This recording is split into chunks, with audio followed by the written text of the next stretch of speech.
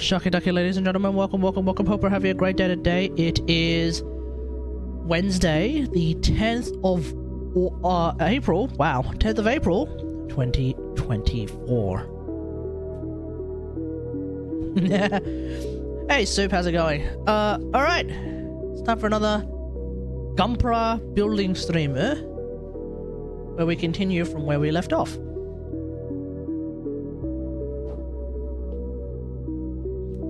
So we've already built the arms, which is what these two are. And so, we continue with the rest of the Gundam.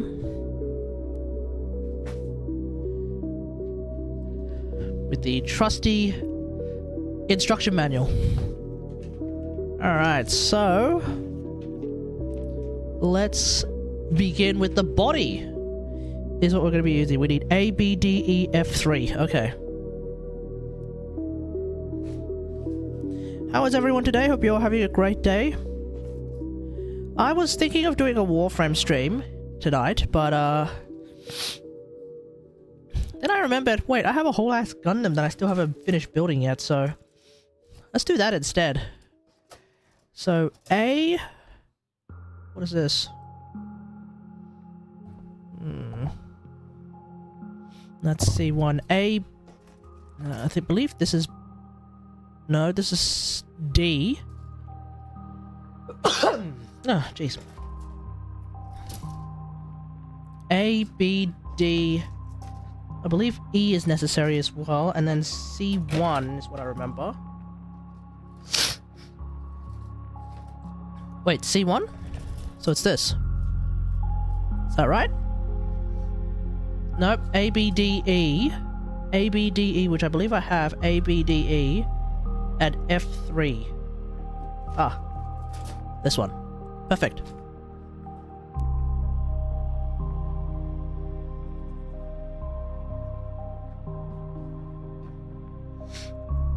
Right now.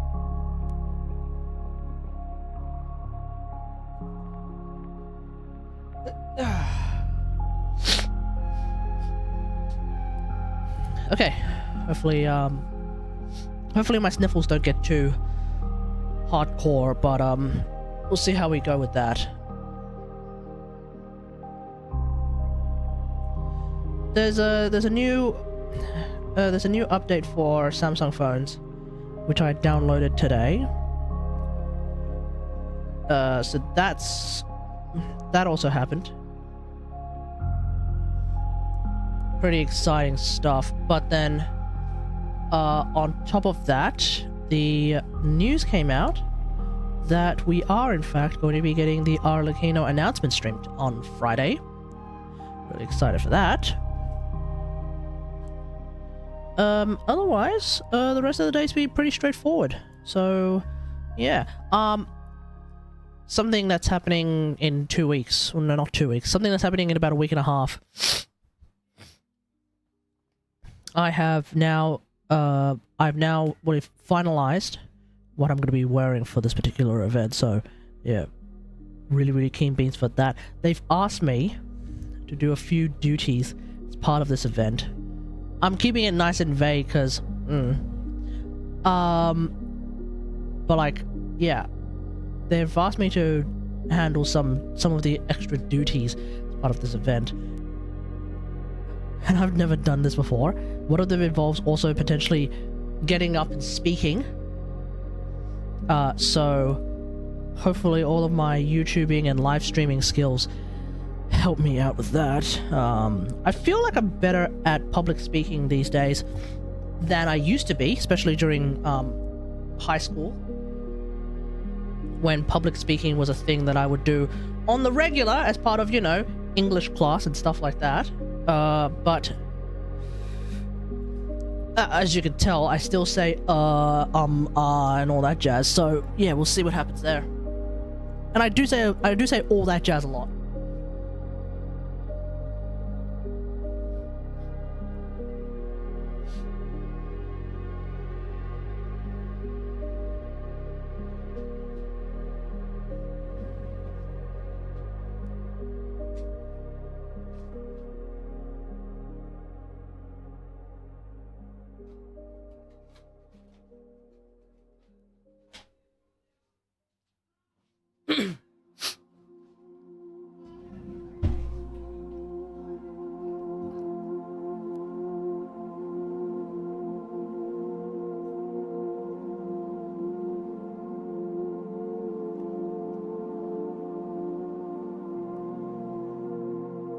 Okay. Okay.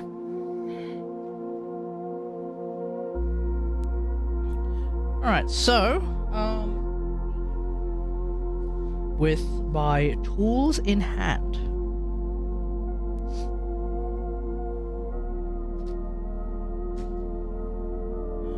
Okay. So, what I need from E is number 1 and number 3. Do I need them twice? Probably not. So I need this one.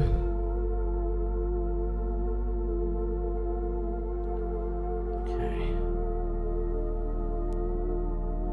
Alright.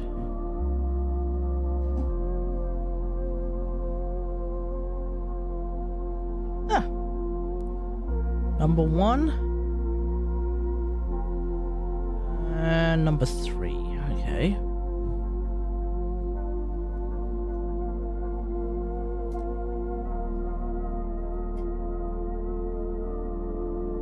Well, that came off rather nicely. Alright. It looks like Soups had to miss the stream, which is really unfortunate. This would have been one of the better ones to not miss. Don't matter. Okay, so what do I do?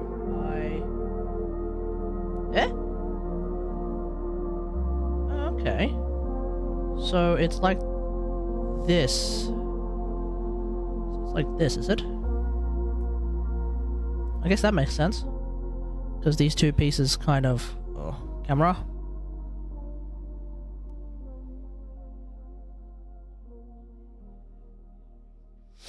Okay, Billy, I need you.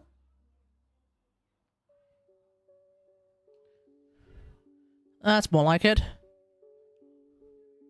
Yep, so I guess that's what we want. That's what we want to do. Ah!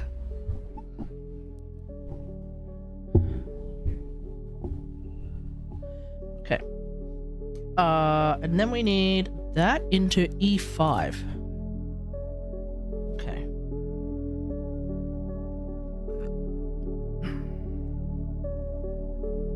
Alright, let's see.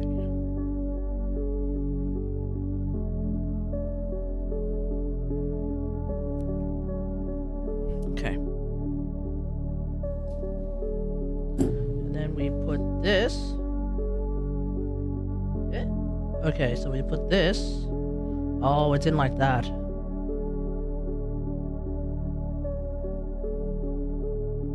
Oh no, other way around. Okay.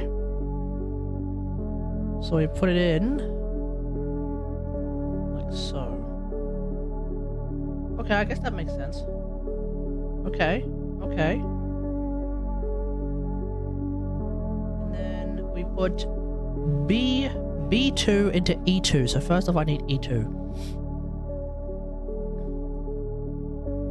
This one's E2, okay.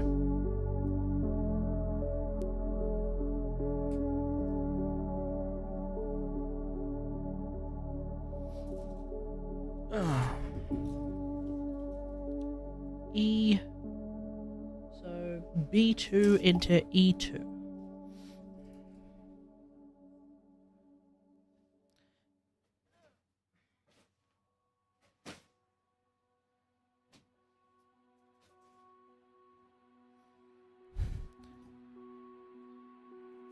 Yeah, maybe I should like keep my table nice and clean, rather not full of stuff. Okay, so B2.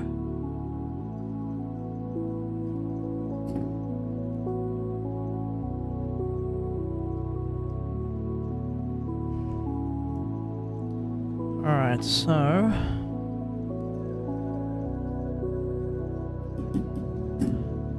B2. Need to sand this.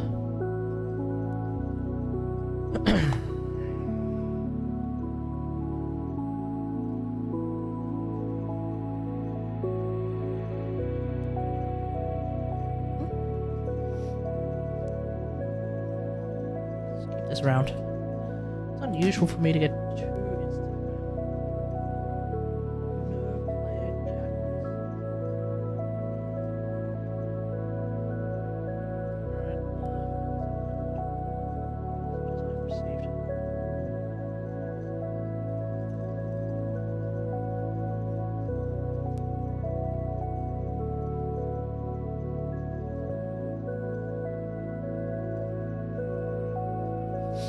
moving on from that. Okay, right, so what do I need to do? So I've got that, I've got this, and I've got this. Okay.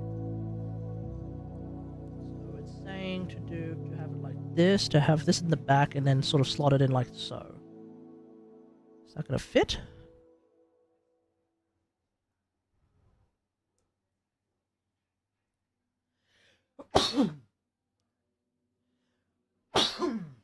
Oh dear. I don't know if it's because it's cold or if there's like some dust flying around, just a bit of dust flying around. That'll usually get me sneezing.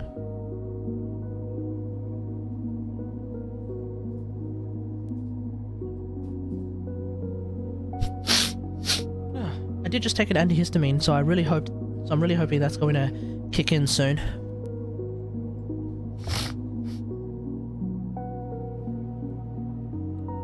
Sometimes they say don't take drugs with alcohol.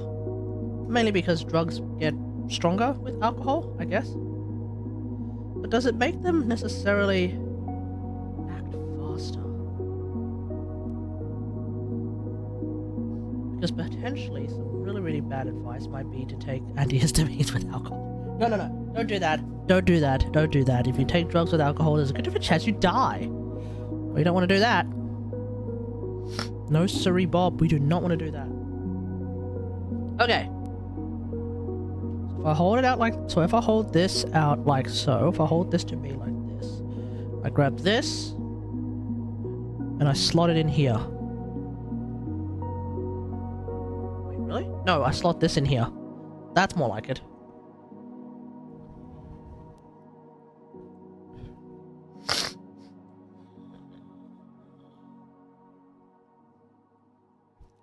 And then this goes in here.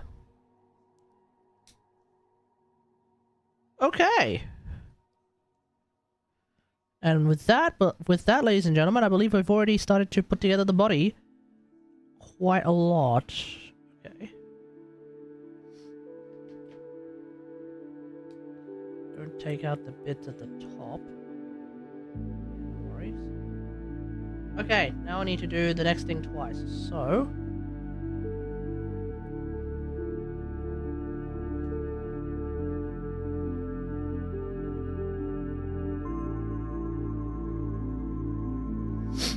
maybe that's what I need to do. Oh. Okay. Okay, so... A11, D25, okay.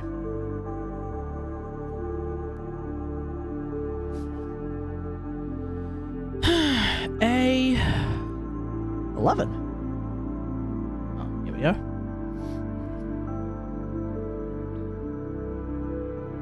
A11.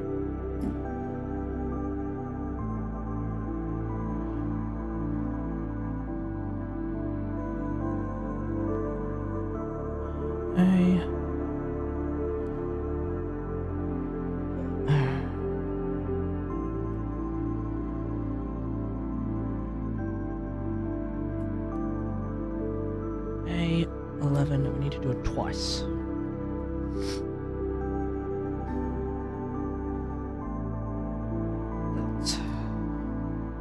Anyway, while I'm doing this, I was watching a video on YouTube from the Surfs. It was covering this Fresh and Fit scandal that's potentially getting into the realm of legality as well.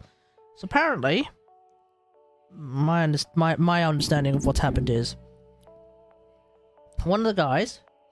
Now, for those who don't know, my understanding of Fresh and Fit is that they're one of those sort of alpha male YouTubers. Like, as soon as I say alpha male YouTubers, you probably know exactly what I'm talking about. Those kinds of,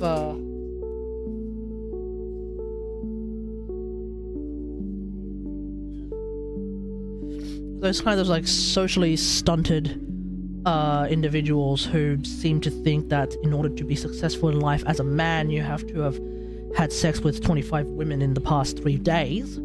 And then on top of that, on top of having sex with 25 women over the past 3 days, you also have to have, in this case, come inside them every single time.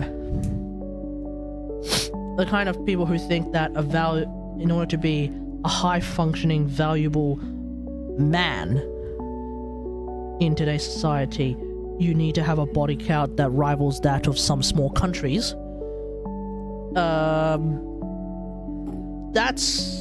That's what Fresh and Fit is.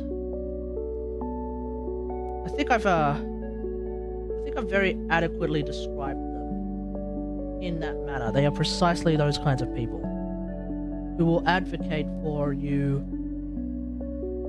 to just basically take advantage of anyone and everyone you can in order to be a person, I guess. Yes, it is. Okay, perfect. As opposed to, you know, surrounding yourselves with people who are there to...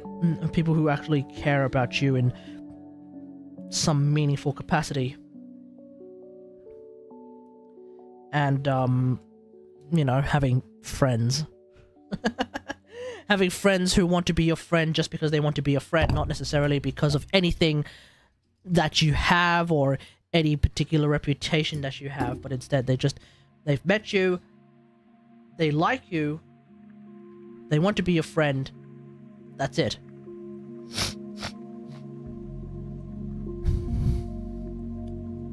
So anyway, the controversy is that apparently one of those hosts hang on.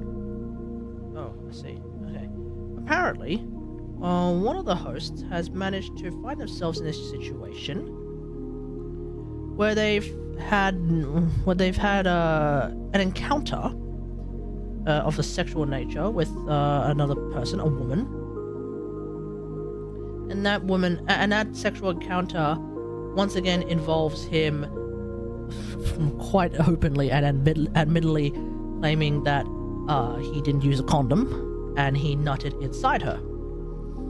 And folks, anyone who has had any basic sex education would know, if you nut inside a woman without a condom, that typically results in pregnancy. And the woman has apparently posted on social media that she is in fact pregnant with his child. Now, it's unclear if she is pregnant with his child, as far as I can tell. As far as I can tell, it's unclear if she's pregnant with his child. But right now, I am absolutely perfectly fine with assuming the position that she is in fact pregnant. I am absolutely perfectly fine with saying she is in fact pregnant, but is she in fact pregnant with his child? I don't know. But this is turning into one whole ass scandal because he naturally doesn't want to have the child. Assuming, of course, that it is his child. He doesn't want to have the child for whatever reason. I guess he can't afford to have a child? I don't know. But for whatever reason, he doesn't want to have the child, and he has asked her to terminate the child, but she, again, her body, her choice, apparently, according to her religion, doesn't want to terminate the child. And so there is some sort of a legal case to be made about all of this.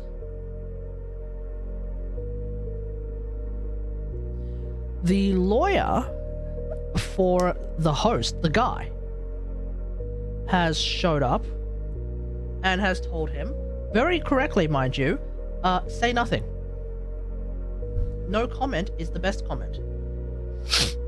And with my absolutely zero understanding of the law, aside from, you know, general basic concepts, you know, don't kill people, but like with my general understanding of how the law usually works, I'm inclined to agree with this lawyer here. I think he's onto something.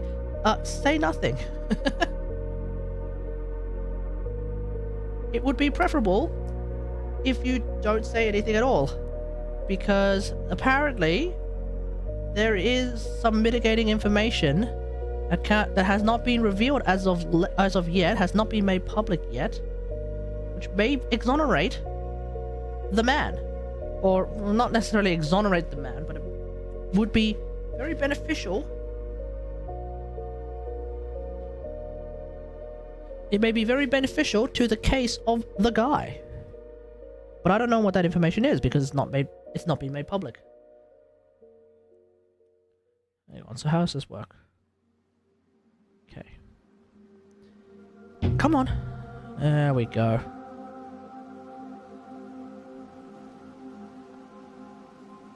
Yep, so one like that, and one like that.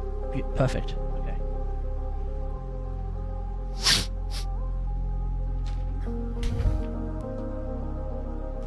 But all of this to say, the big takeaway, I think, from all of this, doesn't matter who's right, who's wrong, whether this is a man's fault, whether this is a woman's fault, none of that really matters.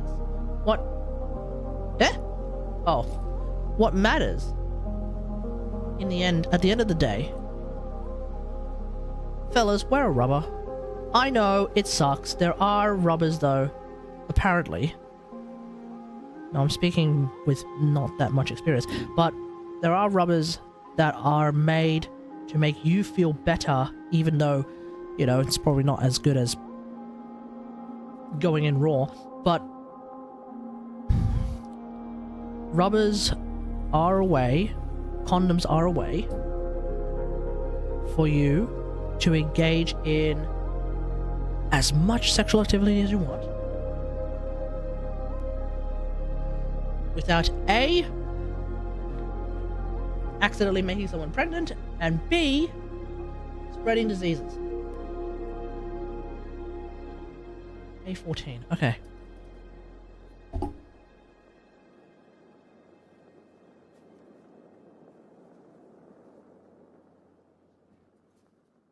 And here's how I know that this is the case. This is something that is taught to us in primary school and in high school, because we had something in Australia called sexual education.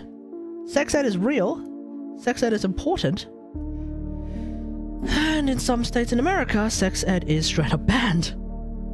Which of course makes no sense. It's probably one of the more important things for everyone to be learning, especially in the United States. They keep saying, you have these politicians who keep saying like,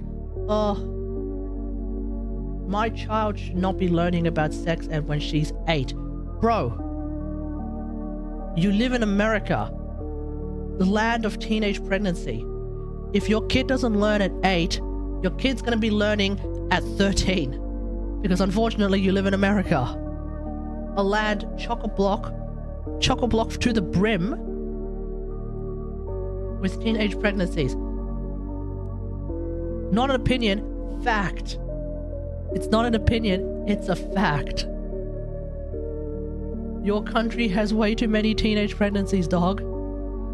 Hey, Red Reds, how's it going? Yeah, not an opinion, but a fact. America is a country with so many teenage pregnancies, it's absurd. So if you don't teach... Hey, how does this work?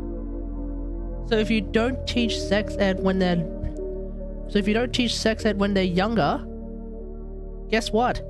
They finna learn when they're older. Good, just at work and on break. Yeah, how about me? I'm doing alright, thanks for asking. Obviously, I am not at work. And therefore not taking a break from work. Damn. This ain't clicking. This ain't clicking. What's happening? Okay. I think I understand how this works.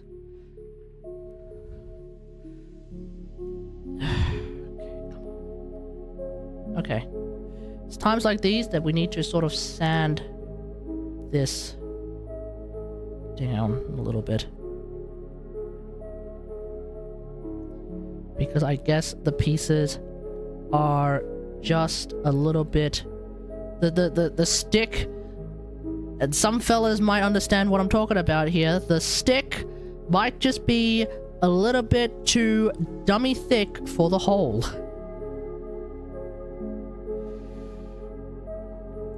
Some fellas know how that feels. When it just won't fit. And so, ladies, what do we do in that situation? We gotta crack out the lube. That's right, we gotta crack out the lube. Nah. Okay, for real, this ain't actually going in. What the hell? Ah, bloody hell. Bloody hell, it's hard stuck in, what the?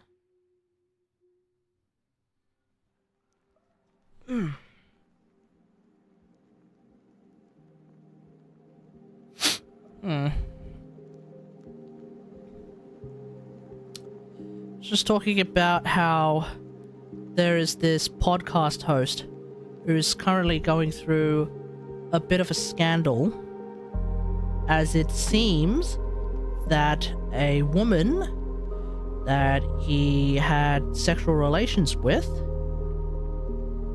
is now pregnant, and he doesn't want to have the child.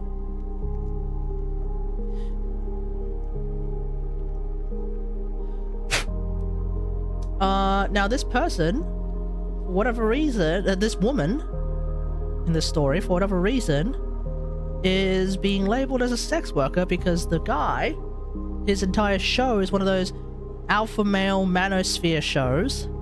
So naturally,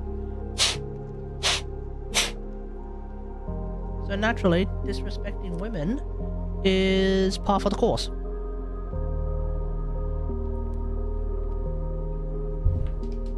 Ugh, dang it. Maybe this one fits. No, this one doesn't fit either. What the hell?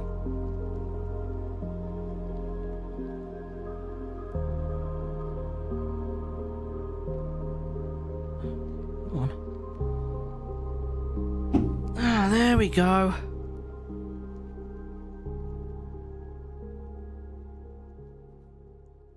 Alright, how's this going to work? So...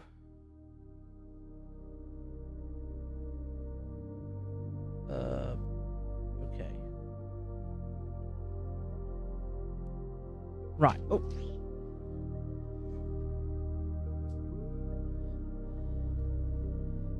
Okay, so... like this.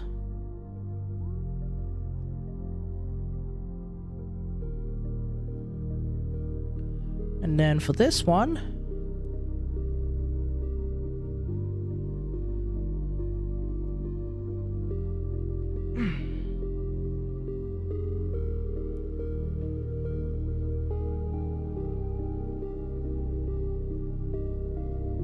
come on.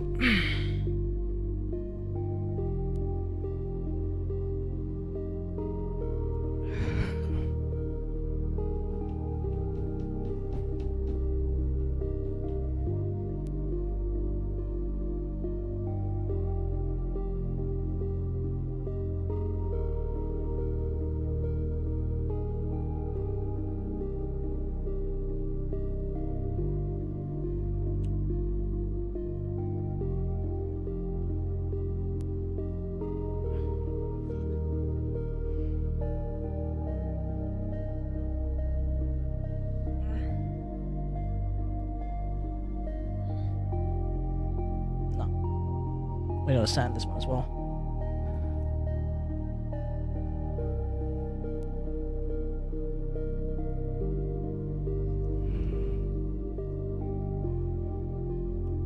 I think I need some actual sandpaper for this.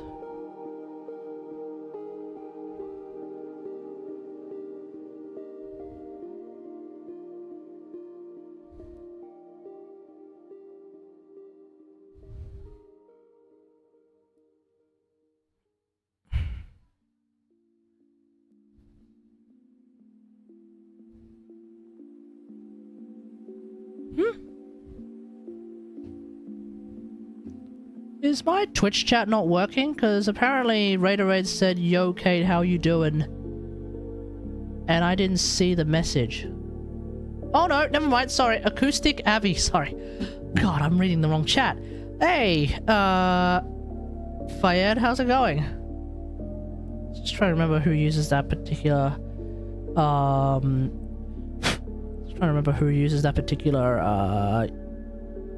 face, but yeah, there we go. How's it going, mate? It's been a while since you've joined the stream. How the hell do you know it was me? The profile picture. I've seen you with that profile picture before. Yep. Alright, let's just talk about something else, because talking about Fresh and Fit is boring. There is a Destiny 2 trailer. Come on. There is a Destiny 2 trailer that came out today. Very exciting stuff. I haven't thought about that game in a while, so I was very excited to think about it again. That's kind of where I'm at with Destiny 2, really. It's like, oh yeah, that's right. That's a that's a game that exists. Am I still playing that game? Playing is a strong word. I haven't booted that game up in a while, that's for sure. But the thing is that like I'm still keen beans to play through the story and see what happens at the very end.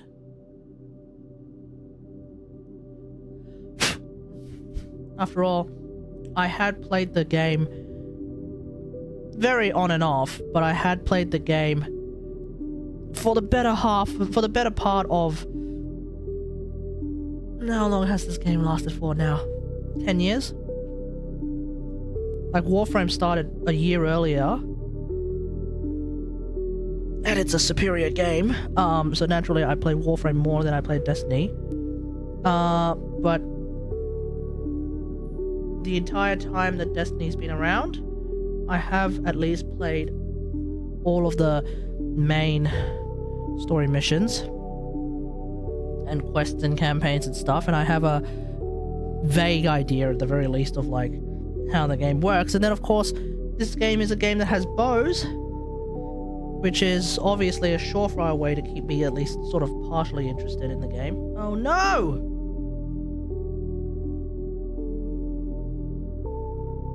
Oh no, I think I broke my file. Oh boy. Yeah, bye. I really need sandpaper for this. This is absurd.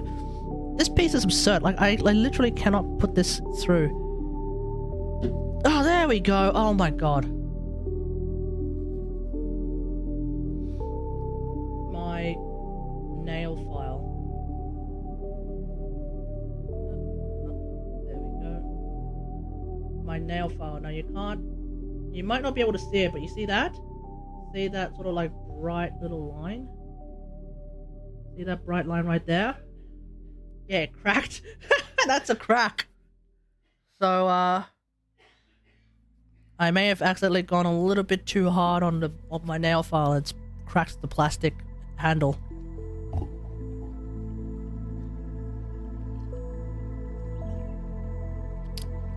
Cracking a nail file, trying to file a piece of Gunpla. What? Oh, no. We gotta...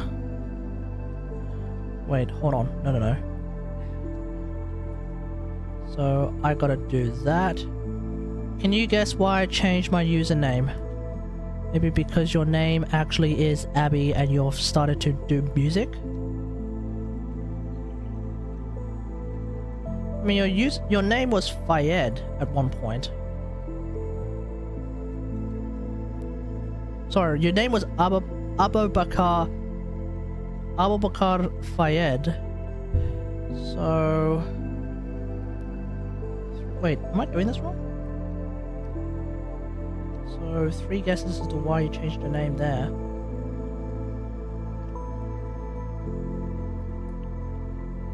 Okay, so that's like that, and that's like that. Is that right?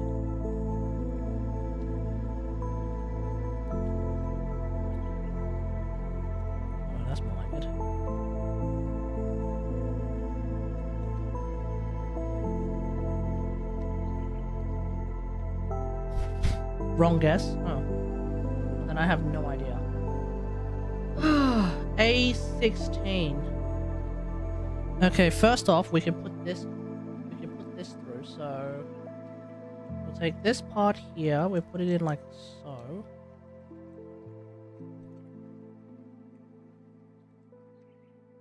Alright, brilliant. And then I need a... Nope. Yep, then I need A16. 16. I realized I'm trans. Oh! That's wonderful. Good on you, mate. So... You've gone... So my understanding would then be you've gone MTF?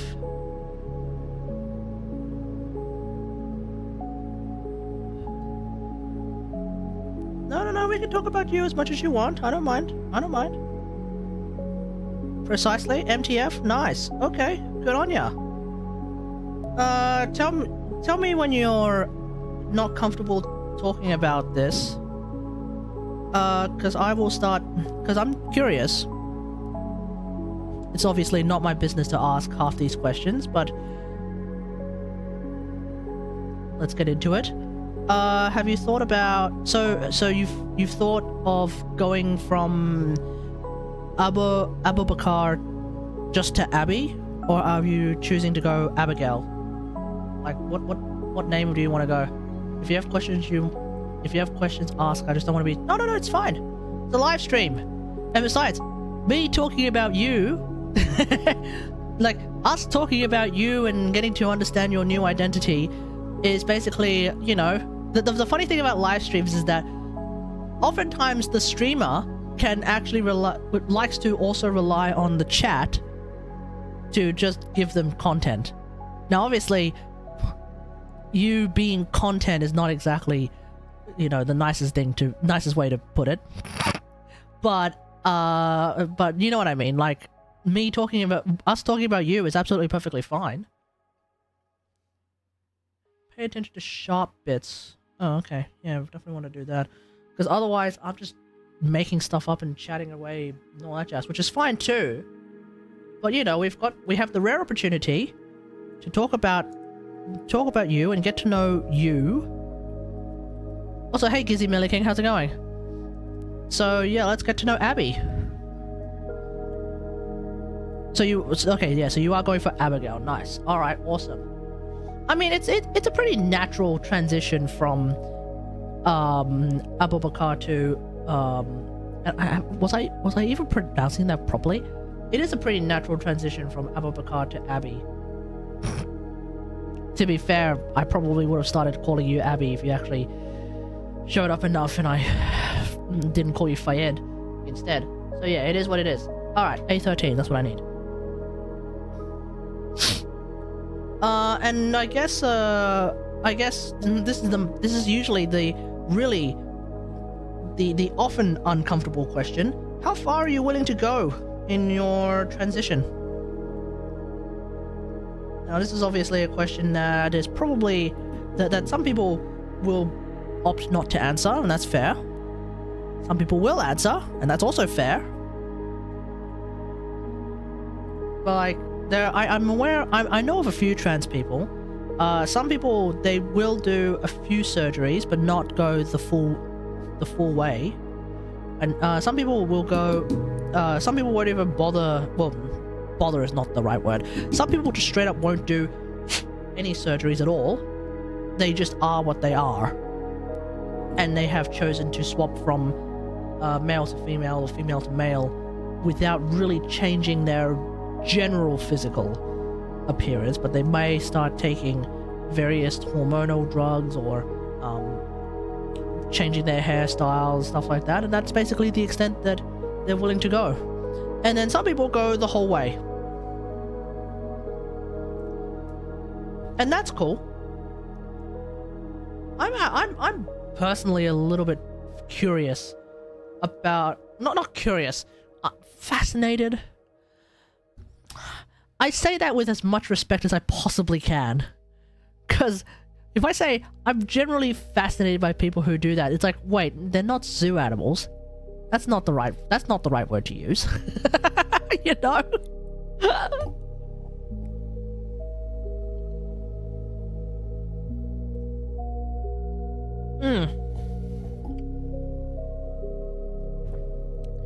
Yeah, I'm planning on getting HRT when I leave the country. We'll see where it progresses from there. Okay, yeah. I think that's like 2 steps ahead. That's like 2 or 3 steps into like the sort of spectrum of the process, if you will. So that's cool. Yeah, that's cool. F3, A4, A24, and okay, first I need A4. Okay, A4, where are you? Is this one? Okay. Well, anyway, you know, glad to hear it. Glad, hopefully you feel better and more comfortable with yourself, in doing so. All power to you. More power to you, rather. More power to you, and, yeah.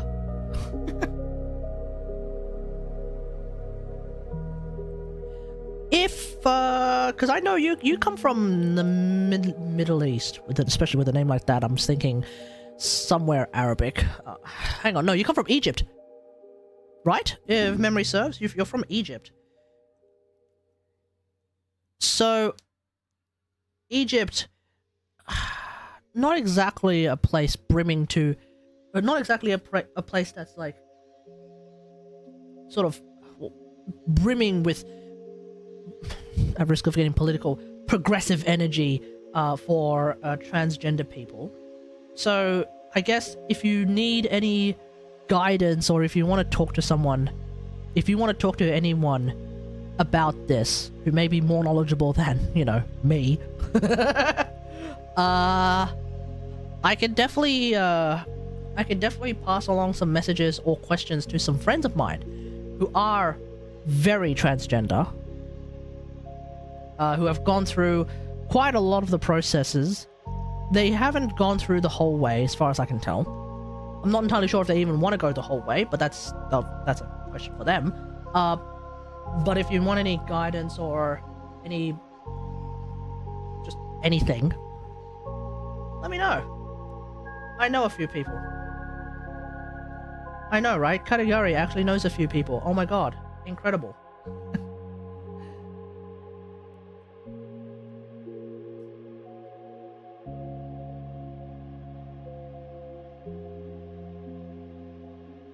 I might be able to provide some advice here and there, but only at a very general, only at like a very, very basic level, because obviously, for obvious reasons, I don't know a whole lot, you know. I barely came out to my best friend. I won't do anything until I leave, and thanks for the offer. Yeah, no worries, man. You're on the Discord, so you know, you can reach out whenever or if ever you want. I'm right here.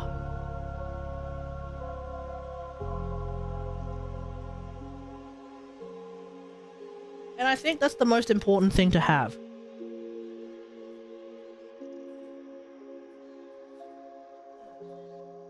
Wait. And I think that's the most important thing to have, because when people embark on a pretty life-altering decision like this, it's even more daunting if there's literally nobody you can talk to about it. Obviously, this is not necessarily as life-changing as coming out as trans, but when I moved to Brisbane for 2 years, right? When I went to Brisbane for 2 years, like, the idea of that, just that, was already kinda terrifying, right?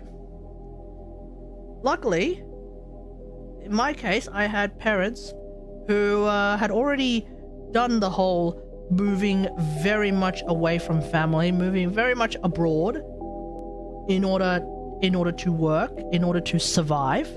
Of course, for them, let's get some House Yami lore into this. they had the luxury, if you will, of each other. Mum and dad. They had the luxury of each other, which was something that I didn't have when I moved to Brisbane for 2 years. I did, however, have the luxury, if you will, of some friends who were doing the exact same thing. So it wasn't the worst feeling in the world of moving to a completely different state for the purpose of living abroad. But having survived that for 2 years, obviously now I'm back here, I am quite grateful that I did it. You know, I am very grateful that I did it, at least, so that I have the skills. I know I have the skills and the ability to survive on my own outside, even in a different state, different country. I don't know yet, but in a different state, yes. Okay, so I need to do this. Different state, yes. Different country, I don't know. We'll just have to see. But I had people that I could talk to. So yes, that's right. Bringing this all the way back to you. Being alone is a terrifying prospect. Being alone when it comes to this kind of thing, being transgender, is a very terrifying thing in and of itself. And so, yeah, that's why I definitely offer a forum for any questions that you may or may not have. Okay, how's this gonna work? I need B28.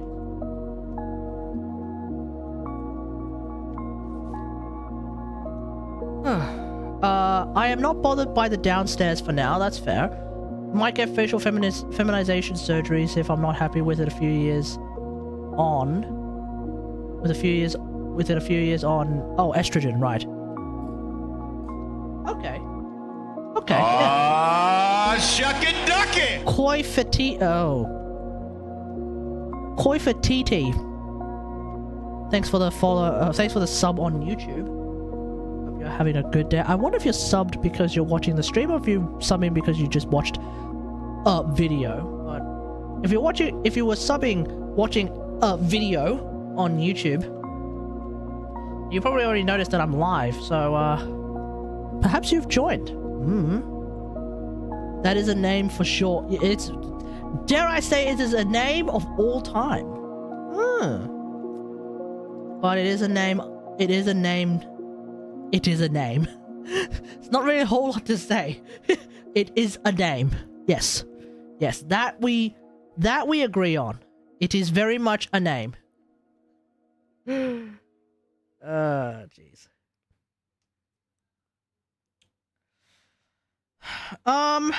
Alright. Let's move on. Did you ask me a different question of some description or nah? Enough for me. Am I building Big Sister? Big Sister? Pray tell, what the hell do you mean by that? Do you mean Arlecchino? As in father? Or do you mean... Or are we talking about something completely different? What I'm building is Gundam Aereo, which I guess is actually Big Sister. Aereo, yes. Okay, yes, I am building Aereo. I am building full mechanics Aerial, apparently. We are in the process of sorting out the body. Last time I sorted out the arms. This time I'm sorting out the body. And then also the head. I reckon I can do the head tonight as well. It's only 10 o'clock. So yeah, we should have time to do the head. Aerial is very cool. Agreed. Aerial is very, very cool. But you know what else is very cool? Not Mighty Strike Freedom. No, Mighty Strike Freedom is boring. No! Wait, is it called Mighty Strike Freedom? Oh, crap. Is that the one I'm thinking of? Because there's like new... there's Rising Freedom, which is boring. And then there's Mighty Strike Freedom. Hey, come on. Yes, Mighty Strike Freedom. Have you seen that one, mate? Abs, have you seen that one? Mighty... Oh. That one is big Gundam Seed Freedom spoilers, by the way.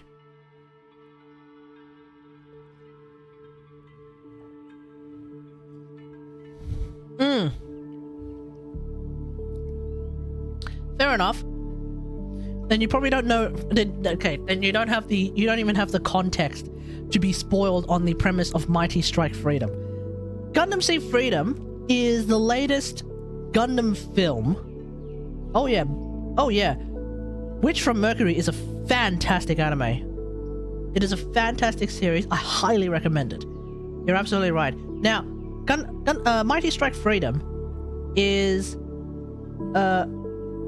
a Freedom Gundam from the series Gundam Seed and Seed Destiny. The Freedom Gundams were piloted by one specific pilot. His name is Kira Yamato, and the fan base called him Jesus Yamato. Now, the reason why we call him Jesus Yamato, the next coming, if you will, of our Lord and Savior, is because my man refuses to die. In the anime, he has effectively died not once, not twice, but 3 times. He has effectively died 3 times, and he doesn't stay dead. Wait, let me think. No.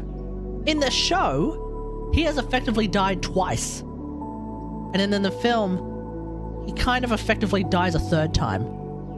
But he doesn't stay dead. A few episodes later, Easter baby, he's back.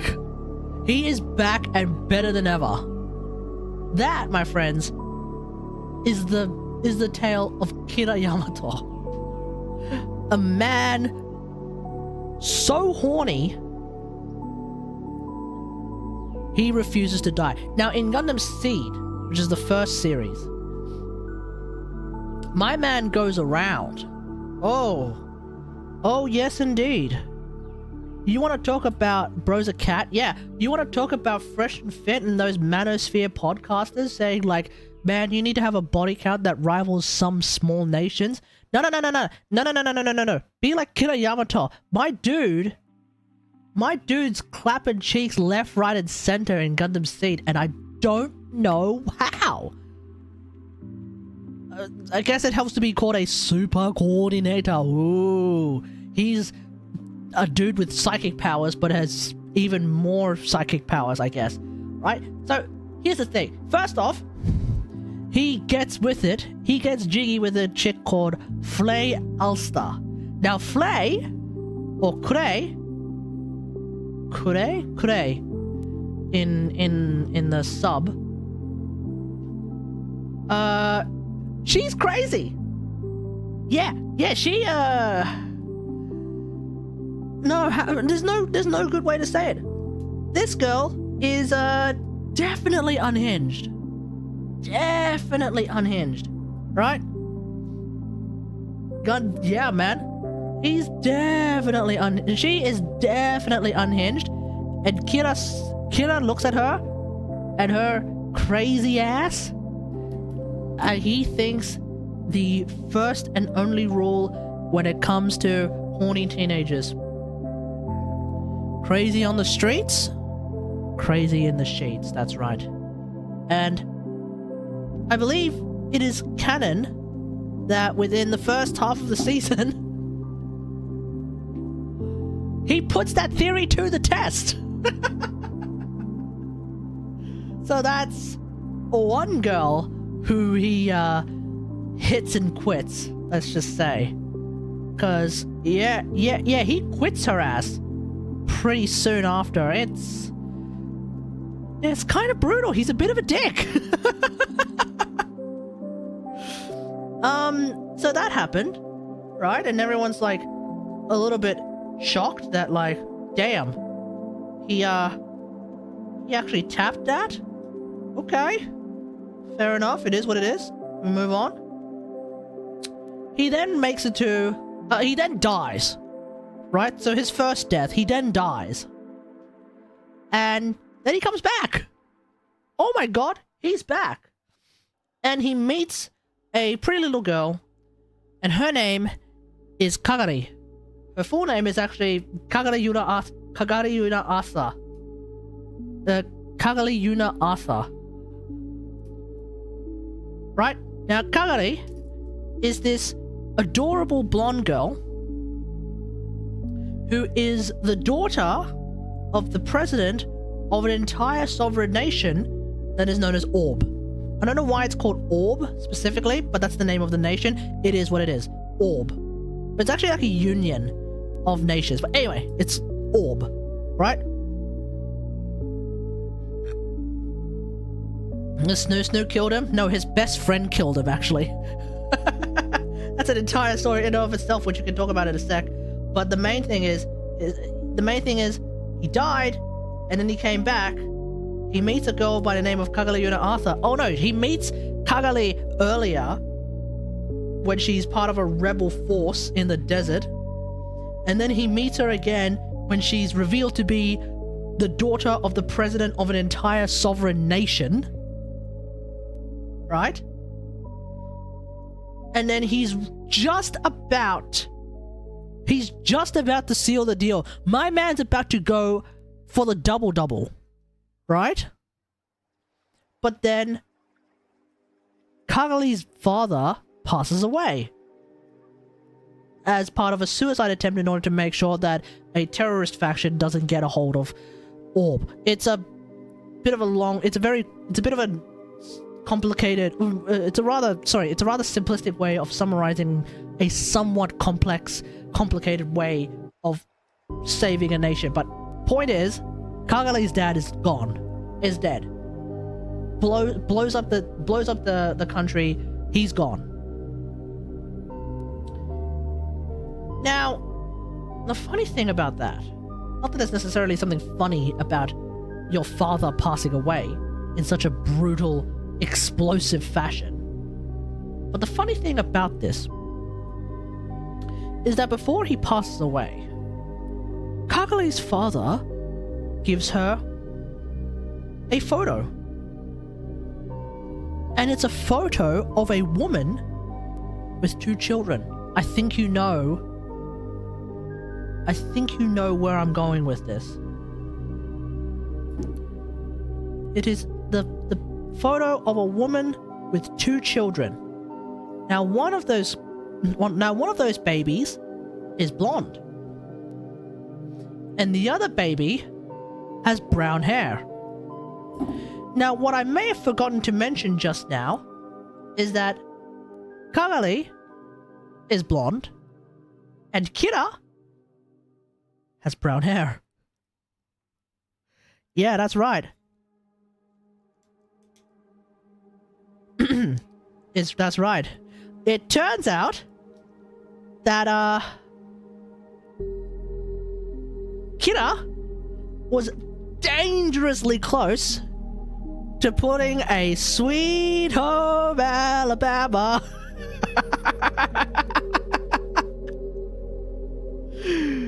yep, because Kagari is his sister. Yep. Yes, sirree, Bob. That's right. That's right. They don't teach you that in the scriptures, do they? No.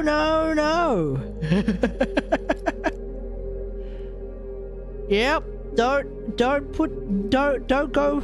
Don't get jiggy with that one, kidda, because she's your sister, sweetheart.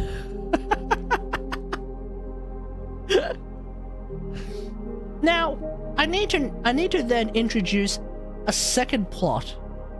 Because, by the way, this Gundam Seed, I think, is universally agreed upon in the Gundam community as quite possibly the horniest Gundam series of all time. Right? You look at any other... You look at Wish from Mercury. Yeah, they're lesbian. They end up getting married as part of being bride and groom. But they're not like extremely horny for each other. Right? They're actually very platonic. Like, oops. Like, yeah, Suletta and Murade are very, very platonic, right? They love each other as friends.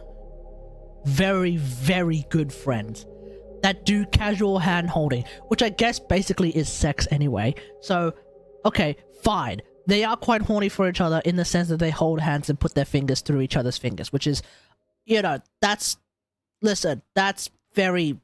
That'll look, that'll get me sorted out. That'll get me sorted out, but anyway, I digress. In Gundam Seed, we now need to introduce you to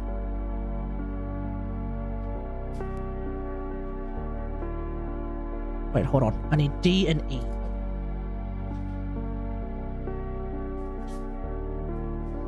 We now need to introduce you to a guy by the name of Asran, or Athran, but I refuse to call him Athran because that's the dub name and it sounds shit.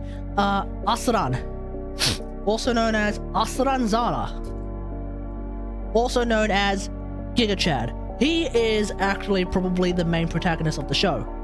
He's the one who basically gets everything done. He's the one who basically... Honestly, Asran Zala is the guy who basically fixes every single problem in the show. And I don't mean problem with the writing. I mean, oh, there's a terrorist organization? Asran Zala pretty much is the one who deletes them. Or like, really, really helps in deleting them. He is always the one who is doing the right thing. Anyway, so we got Asran Zala, who also happens to be Kira's best friend. Yes, the very same best friend who killed him the first time. Yes, that Asran Zala. So, eh? Oh, okay. So Asran Zala, at one point, developed romantic feelings for Kagari. Right? For Kagari. But was betrothed, for political reasons, to a woman called Lux Klein.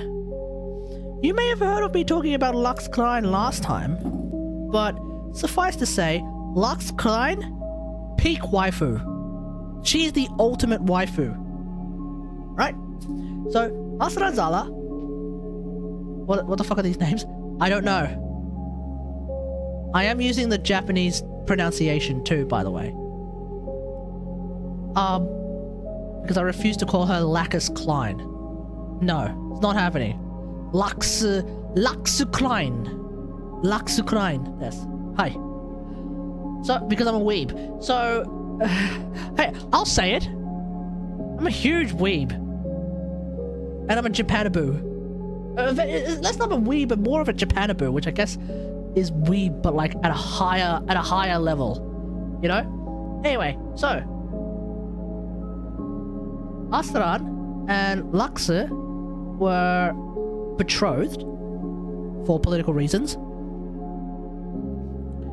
But Asran came across Kagari and sort of started to develop some romantic feelings for her, but not really.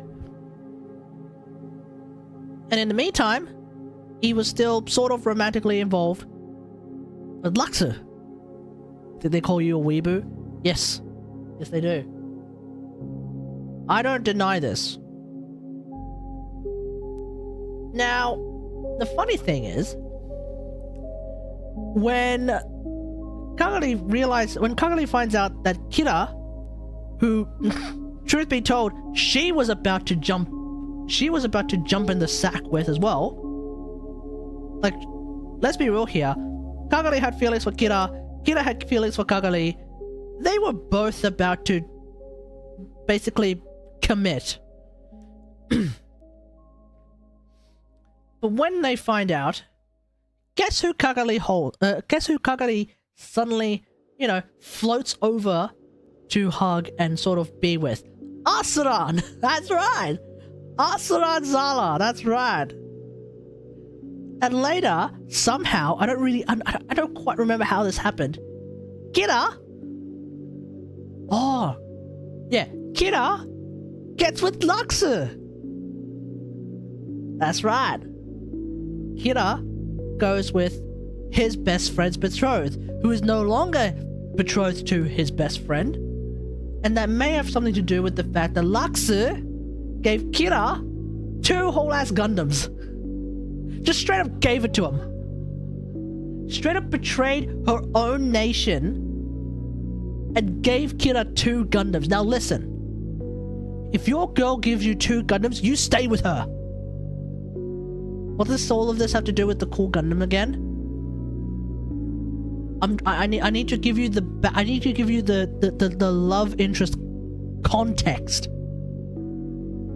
so that I can then explain the premise of Mighty Strike Freedom,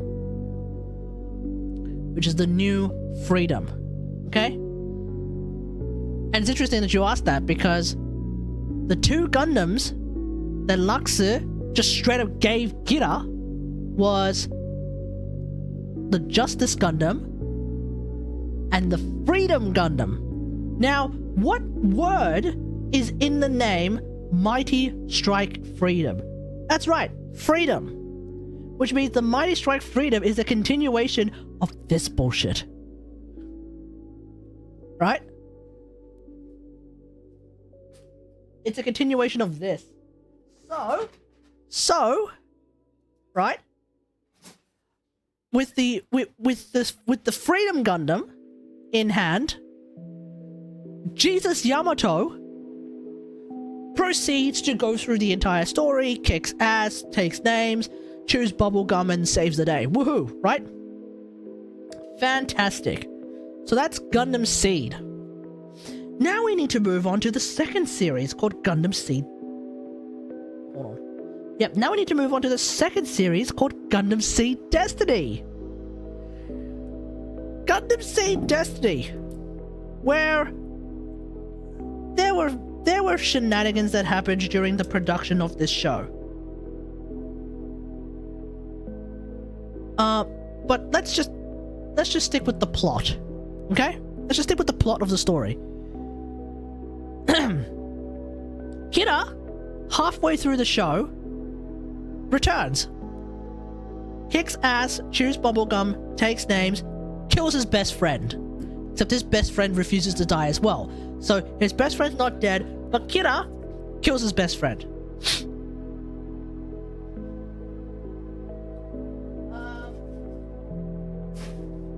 The original protagonist of Seed Destiny, who's a guy by the name of Shin Asuka, probably the most normal name out of all of them, Shin Asuka, or as I used to call him, Schmuckerino. Eh? How does this work? Oh, okay, Schmuckerino.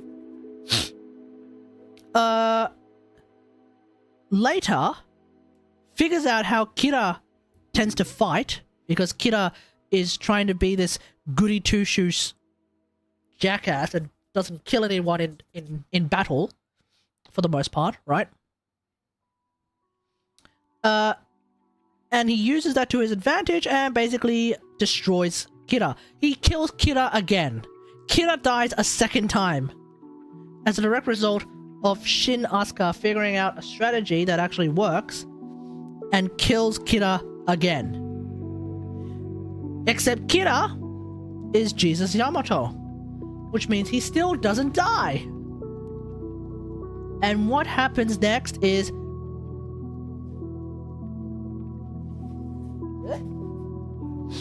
and so what happens is he comes back. Luxu gives him a new Gundam, and that is called Strike Freedom. And what names are in the name Mighty Strike Freedom? That's right, Strike freedom. That's right. That's right. We're getting there. We're getting there. Right? We're getting there. Hold up. Hold up. Mighty Strike... Oh, sorry, not Mighty Strike. Strike Freedom with Kira Yamato in the helm proceeds to kick ass, take names, and save the day again. Woohoo! And that is the end of Seed Destiny. Super Freedom was the concept art, but final is Strike Freedom. Super Freedom. What the hell is Super Freedom? I've never heard of this one, Seed. Also, how's it going, mate? So he dies a third time and Luxu gives Mighty Strike Freedom. That's right! You've actually guessed the plot of Gundam Seed Freedom. Yeah, that's right. Because there's a new antagonist in Gundam Seed Freedom who is, for all intents and purposes, a person who has access to super psychic damage. Let's just call it super duper psychic damage, right? Now you may be thinking, whoa, so Kira loses to a guy with super duper psychic damage because he was inflicted with super psychic damage and therefore he lost? No. It was Luxu, his girlfriend, who was inflicted with super psychic damage. Oh no, he was also inflicted with super psychic damage, but not as much super psychic damage. It's when his girlfriend, Luxu, was inflicted with super psychic damage. To the point where she orders everyone to stop Kira. Stop Kira. That's when he dies. And so Kira Yamato dies again. Except, like I said, he's Jesus Yamato. He's back. He gets punched by Asaran finally, but he's back, right? He is back. Now, at the time, he was using something called Rising Freedom, which, if you have a look at Rising Freedom, I'm gonna be real here, I think Rising Freedom is a bit boring. Not my favorite. So why does he not die again? He's Jesus Yamato. First name Jesus, second name Yamato. My boy is way too horny to die. He's way too horny to die. He's like, there is no way my super sexy girlfriend just ordered a hit on me. There's no way. There's no way. There's no way. There's no way. I'm way too horny to die here. And so he doesn't die. It is later revealed it is later revealed that even though at times Luxu, the girlfriend, was in fact taking constant psychic damage, she doesn't break. The man who is giving her psychic damage is desperately trying to bone her. Desperately trying to turn her from being Kira's girlfriend to becoming his girlfriend.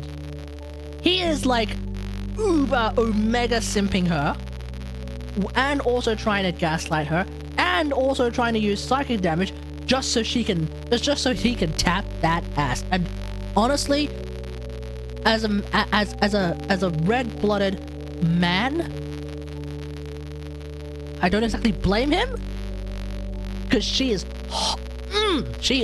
fine, but bruh, you know, it's like, bruh, come on, chill. But yeah, he is this antagonist is like ultra mega horny for her. And so the entire plot of Gundam Seed Freedom is, Luxu, I want you. I cannot believe you are still with Kira. I'm going to use everything in my power, including extreme psychic powers, to make you fall in love with me and not Kira. That's the story. But Lux Klein, she is a woman of integrity. And that is why, like I said, she is the ultimate waifu. Because she sustained all of that psychic power. She tanked it. She stood there and she tanked it. And the sexual abuse and the sexual harassment as well. There's an entire scene of him basically like sexually assaulting her. Just straight up. Right? And she's looking at him with zero expression. She's looking at him saying, "You can do whatever you want to me. I still love Kira. I ain't going with you. That's the deal." And he leaves. He cannot handle it, man. The man cannot handle that Luxor won't be with him. E4 into A28, E4, A25. Wait, okay, E4. Okay, I need A, B, E, F1, F3. Okay. That's A, B,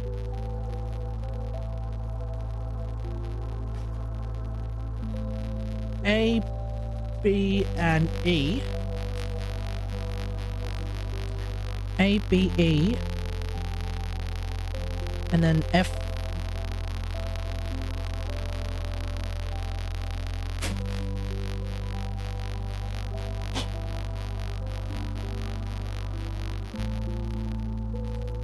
F. What's this? F2. Yep. Oh, what's the static noise? Oh, it's my... Hang on, let me just do this.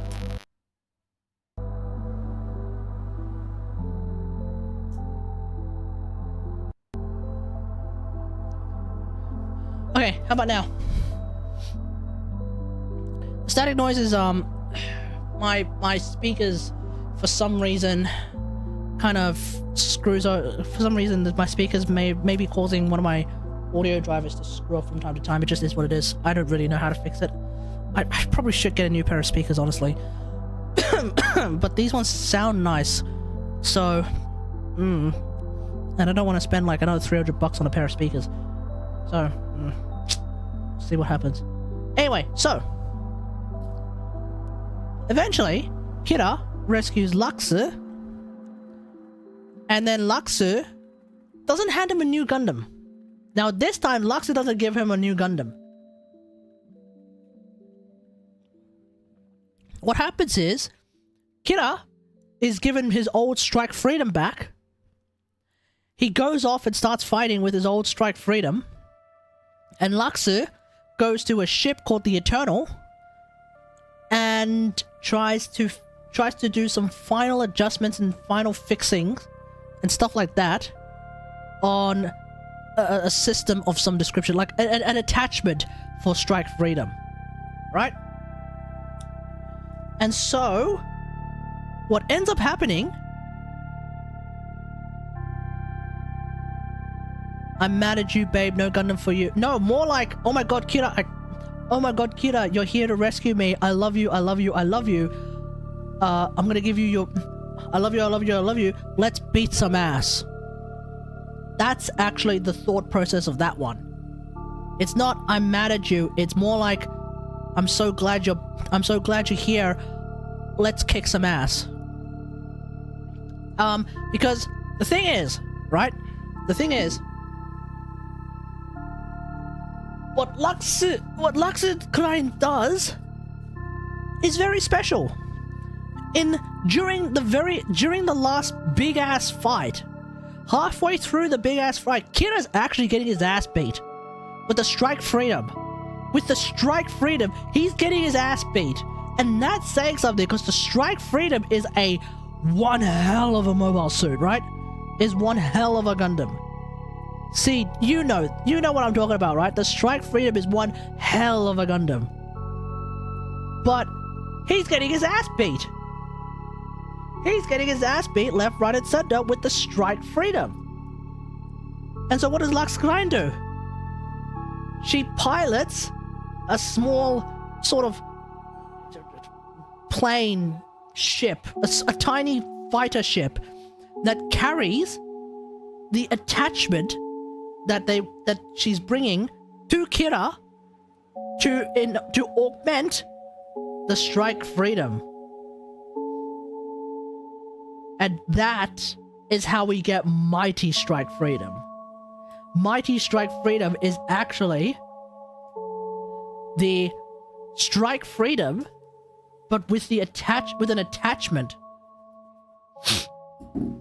That's basically what it is. And the Mighty Strike Freedom is a Gundam that somehow can just single-handedly wipe out like 15 ships and 50 other mobile suits just by looking at them. Like, this is Jesus Yamato full power. Full power Jesus Yamato. This is like insanity tier Jesus Yamato, and I am all for it. I am so for it. And one other thing, in order to use the let's just kill everything system, the I'm going to really flex my power system, you actually need, it turns out there needs to be two things that happens. The pilot needs to first initiate the system and call for and request permission from the fleet, essentially, to use the system. And then the commander, the captain of the fleet, needs to then grant permission in order to use that system. The commander of the fleet is Lux Klein. The pilot is Jesus Yamato. Basically, what happens is, in order for Jesus Yamato to go full Jesus mode, he needs his girlfriend. He needs his beloved. He needs his number one waifu. And that, after all of that, is how Jesus is precisely how Jesus Yamato works. It turns out the entire time, like, the funny thing about this is that this movie genuinely recontextualizes all the horniness that I described earlier with regards to Seed and Seed Destiny. Because what you will notice is that Kira, before meeting Luxu, he's just a normal pilot. He's a little bit better than everyone else, but he's otherwise a normal pilot. He gets his ass beat. Right? But at the end of Seed, he's with Luxu. He destroys everything. He's full Jesus mode. In Seed Destiny, he and Luxu, they need to split for a while. Not split romantically, they just need to physically be in different places for a while. And unfortunately, while Luxu's in space and while Kira is on Earth, Shin beats his ass.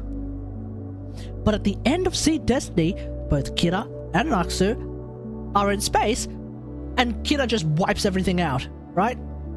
And this is the case in Seed Destiny. Oh, sorry, this is the case in Seed Freedom. When Luxu is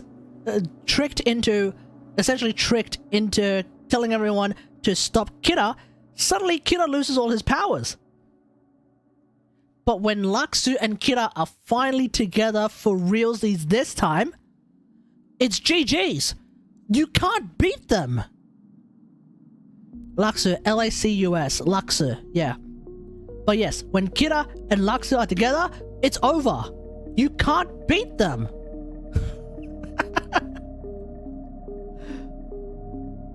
It's literally futile to resist. Yeah, Luxu, yeah. I say the Japanese, no, L-A-C-U-S. The English, it's apparently German, Lacus. But in the Japanese pronunciation, you don't say Lacus. There's no they don't say lacus. They say laksu. I say laksu, but it doesn't matter. So yeah, all of this to say, Mighty Strike Freedom is genuinely one hell of a unit that can only be functional when the horniest man on the planet plus the ultimate waifu are together.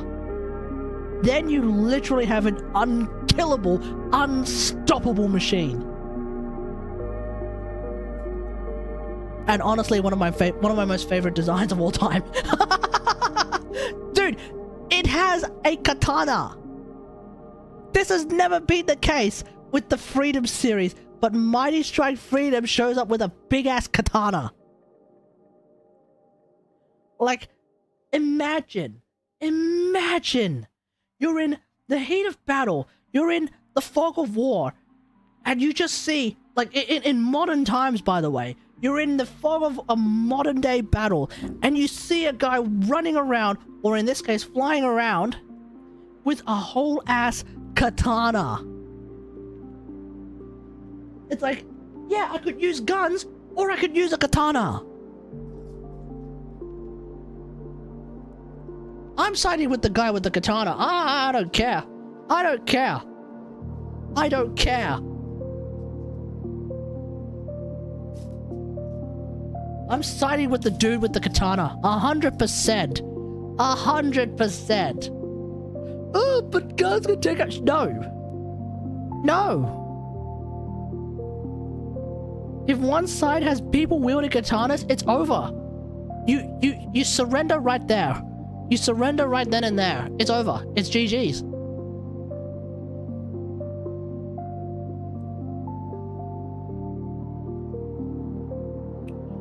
Okay, how the hell is this gonna work? Oh, okay.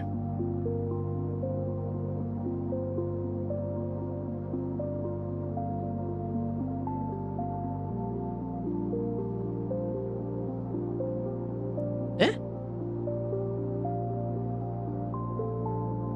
Oh, no, I'm looking at it wrong.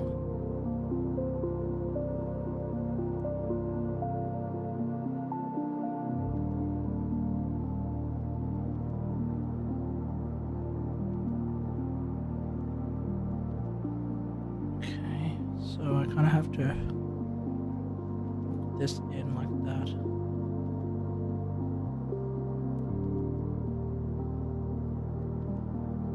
Oh, hell, this is really finicky. Okay, this is really finicky.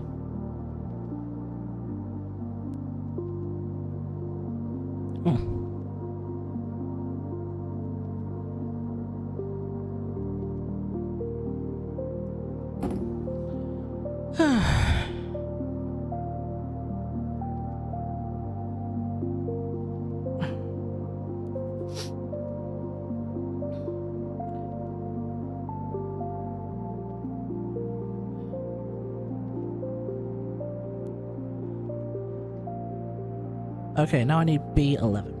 This one.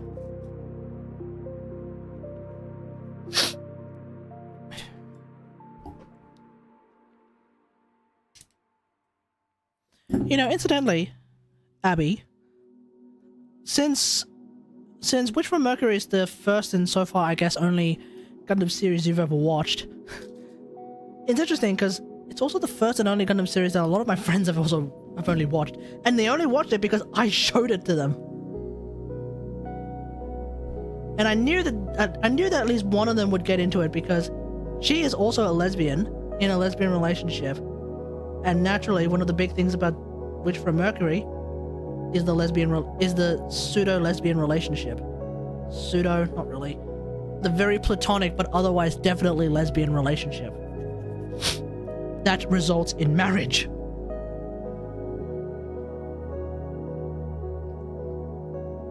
Yes.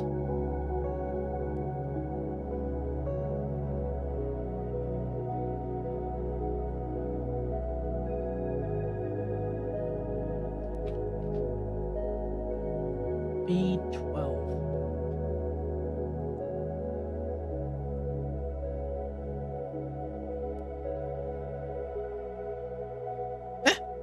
B... Oh, this one.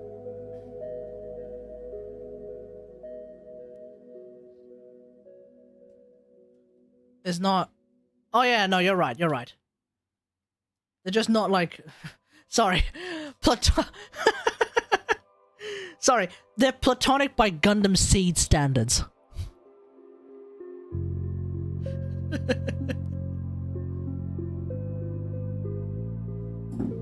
No, you're right. You're absolutely right. They are very much romantic, 100%. They're just very platonic if we compared them to Gundam Seed relationships.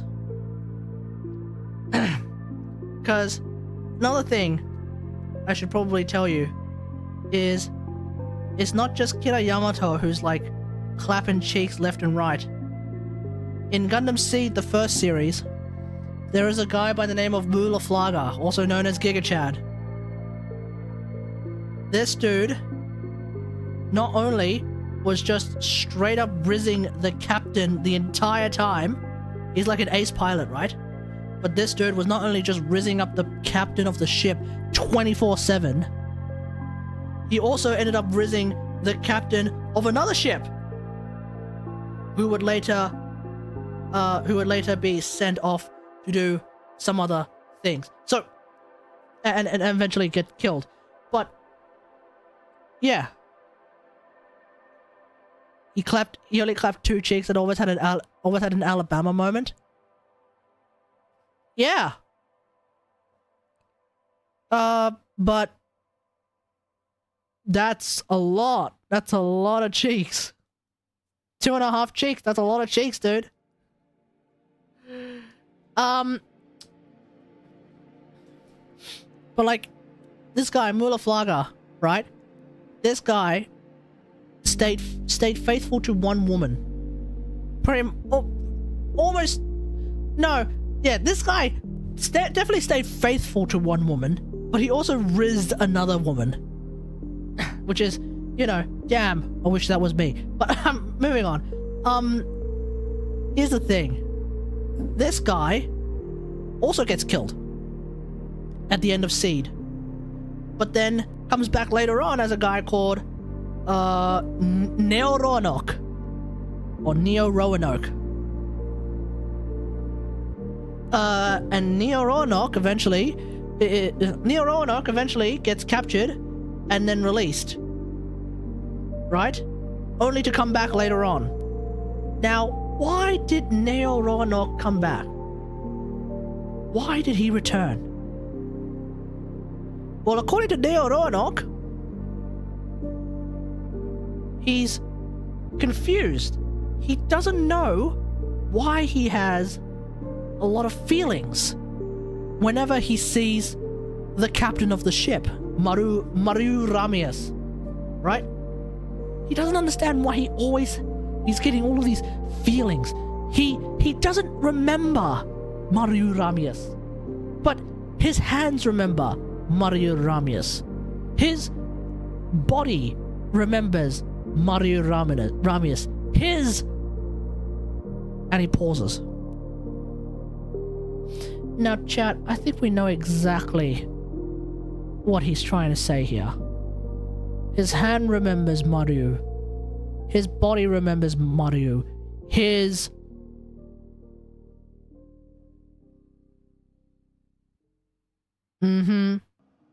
That's right.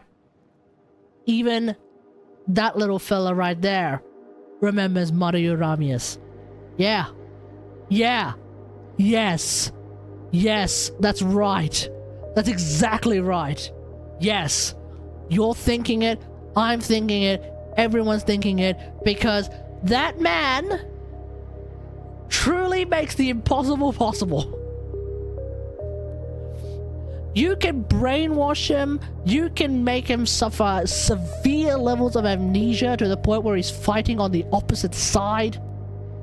But when it comes to his woman, and when it comes to her man, not only does every visible part of his body remember her, brother, sister, there are hidden parts of his body that remember her. That's right. That's right. See, Gundam Seed teaches us a few very, very valuable lessons. Very, very valuable lessons. Number one, fellas and ladies who like women, get yourself a woman who can take psychic damage and still won't give up on you. That's right. That's right. Get yourself a woman like Laxakrain, who will tank all of the psychic damage on the planet. Still won't give you up. Still won't abandon you. Will still be with you to the day you bloody die. That's a woman worth being with. 100%. And then number two. Ladies. And men who like men. Get yourself a man like Mulaflaga. A man who can go through traumatic, horrific injuries. Like amnesia-inducing, comatose, like wartime injuries. A man who could go through something so horrific and so agonizing that he comes out on the other side and starts fighting for the enemy for some reason. Get yourself a man who will go through all of that real hell, but then as soon as he comes across you, every part of his body, including some of the most important parts of his body, remember, wait, hold on, this is my woman, and I am her man. Get yourself a man like Mulaflaga. Gundam Seed and Seed Destiny have their problems, but if nothing else, it's that. You're gonna have to show me who Laxakrain is. All right, let me do this.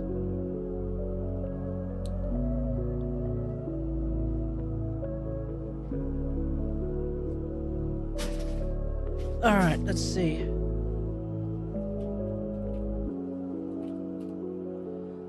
Laxakrain is this fine ass woman. Laxakrain is this fine ass woman. And here's the funny thing about Laxakrain.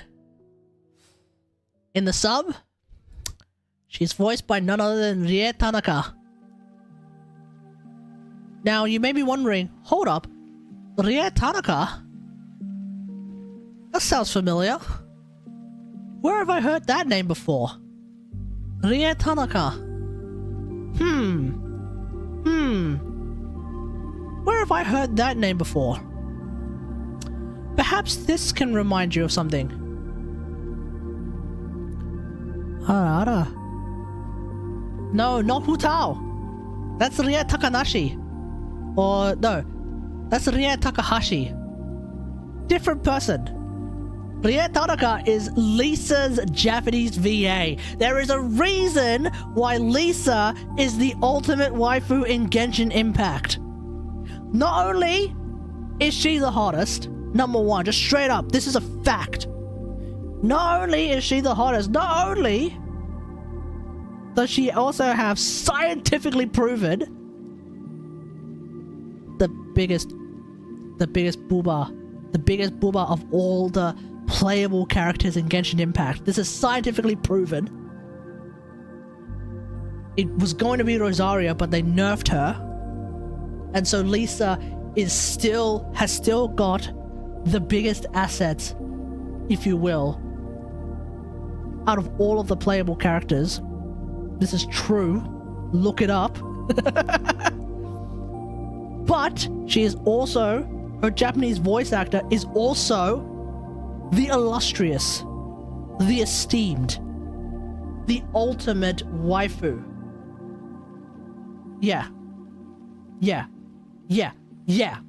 Yeah. That's right. There is a reason why as soon as I heard... There's a reason why as soon as I saw Lisa, I knew, oh, this girl is the one for me. As soon as I saw her, I'm like, oh yeah, no, this one. I think you were there. You were there when I first started playing Genshin. My first ever live stream with Genshin. I booted it up on PC. It was too slow, so I downloaded it on PS4. Then I booted it up on PS4, and then we're playing. We meet Amber, and I'm like, oh, okay, who's Amber? And you're like, she's not that good, whatever it is, what it is. Right, and then we're playing, and then I see Jean, and I'm like, oh, okay, she's cool. And then I see Lisa, and I'm like, yes, this is the one for me. 100%. There is a reason why. Now, here. There's a reason why I still play Genshin to this day. There is a reason why I still play Genshin to this day. Well, there's actually a few reasons why I still play Genshin to this day. But there is one reason in particular why I still play Genshin to this day. Even though I did try Star Rail, and I haven't played it since. In Star Rail, Rie Tanaka voices, again, the hottest character in the game. You know, Himiko. But Himiko is a 5-star. And you need to gamble in order to get Himiko. I didn't spend any money, but I gambled the free, I gambled like a temple, my first 5-star on pity, I think it was. And I didn't get, Himiko. I got some schmuck that I don't even remember the name of anymore. And that was the day that I stopped playing Star Rail. Meanwhile, in Genshin, they give you Lisa for free. Don't tell me that Himiko is... sorry, not Himiko. Don't tell me that Star Rail is a better game, and don't tell me that Star Rail is more... what's the word? Generous than Genshin, when you have to actually either gamble and pray to God that you end up getting Himiko, or you do so many pulls that you get the Himiko for free by doing the 5-star selector. I don't care. I don't care. None of that matters. Because you get Lisa for free right from the jump. You get Lisa, you're given Lisa right from the jump. And just by that alone, Genshin is significantly superior to Star Rail. Fight me. I'm not wrong. Everything I have said is factually correct.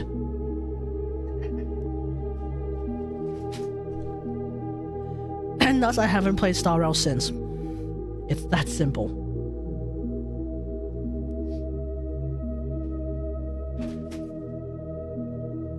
Himiko is top tier, not gonna lie, but Raiden Maeve is the one for me in all the games. Yeah, fair. That's fair. I mean, I don't know much about Raiden Mei, but I do know Raiden A. She is the god I serve. She is 100% the god I've served. That's for damn sure. That is for damn sure. Lisa, Miko, A. There's a reason why I'm an Electro maid, and these three are like... They're the holy trinity. The waifu, the queen, and the god I serve. That's it. That's how it works. That's how it works. Oh, but you should play XYZ though. I don't care. I don't care who's meta. It doesn't matter. That actually doesn't matter.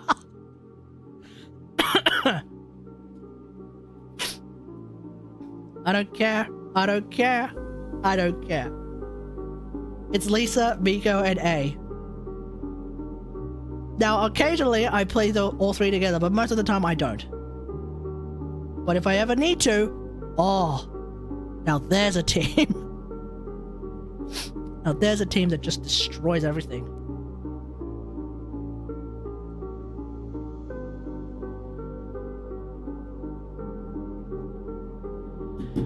Oh God, I love Lisa. And when Dendra came out, right? All this shenanigans with Dendra came out. the best thing about it, what's my Lisa ranking? Top 2%. I can't. Okay, here's the thing. I'm playing Thundering Fury Lisa. Okay? I'm playing Thundering Fury Lisa. Now, the Akasha rankings do not favor Thundering Fury Lisa because they don't take into account the premise that my skill is coming back faster. So instead, because the higher ranking Lisas are 2-piece Lisas, they get the extra attack as part of playing 2-piece Lisa. And so, from that alone, I'm not going to be able to get into a top 1% Lisa. Even with my 2-piece build, I am so close to getting top 1% Lisa, but I can't. For whatever reason, it's just not happening. So whatever, it's fine, whatever. Top 2% Lisa. And I'm off by like a smidge. But I'm playing Thundering Fury Lisa now. And Thundering Fury Lisa, yeah, unlucky. Yeah, a bit of unluckiness, yeah. But Thundering Fury Lisa is fantastic. It is a realm of on-field Lisa where I kind of just basically get to just pop off 24/7. I want to play on-field Lisa because I want to see Lisa as much as I can. And that's where Thundering Fury comes in. So I can use my skill just all the damn time and not really have to worry. Cooldowns? That's great. Let me just do some normal attacks and also have her lantern trigger some reactions. What cooldown?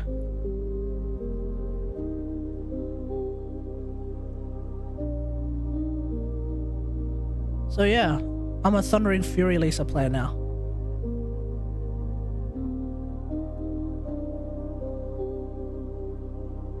Alright.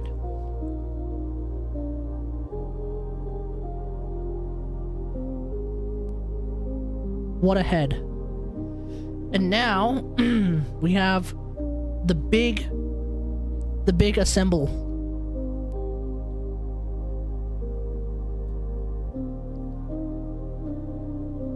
There we go. And then we put an arm.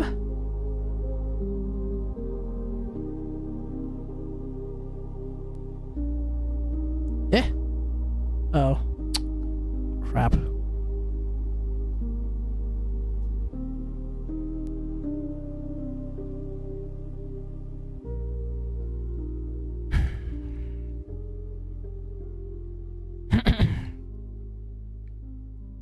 And then another arm.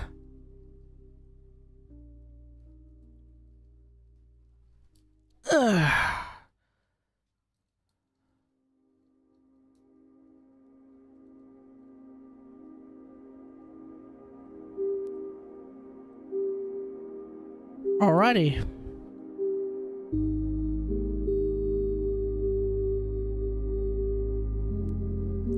Two arms, a head, done. We're gonna leave it there for tonight because the legs are gonna take some time. Oh boy, the legs are gonna take some time. Yep, the legs are gonna definitely take some time.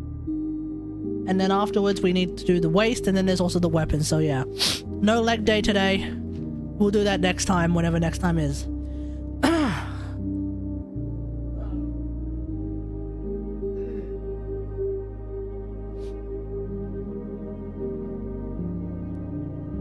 Alright.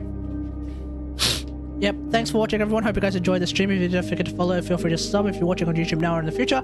Don't forget to like, share, and subscribe. And until next time, I will see you guys later. Thanks for watching. Peace.